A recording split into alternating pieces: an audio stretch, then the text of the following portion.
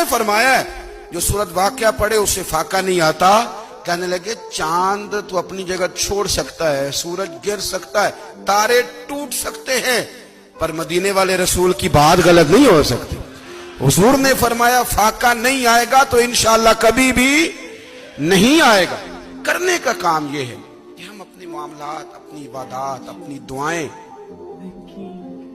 کبھی 10 منٹ عادت ہو جائے نا دعا مانگنے کی علیحدہ سے رات کو. حضور نے فرمایا جو فرض نماز کے بعد دعا مانگے اللہ اس کی قبول کر لیتا ہے. نبی پاک صلی اللہ تعالی علیہ وسلم نے فرمایا اللہ مسافر کی دعا قبول فرماتا ہے.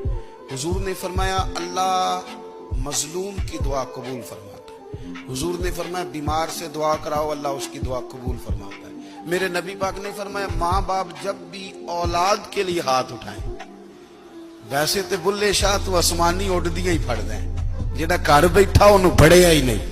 حضور فرمانے لگے ماں باپ جب بھی اولاد کے لیے دعا فرمائیں اللہ ان کی دعا کو قبول کرتا ہے.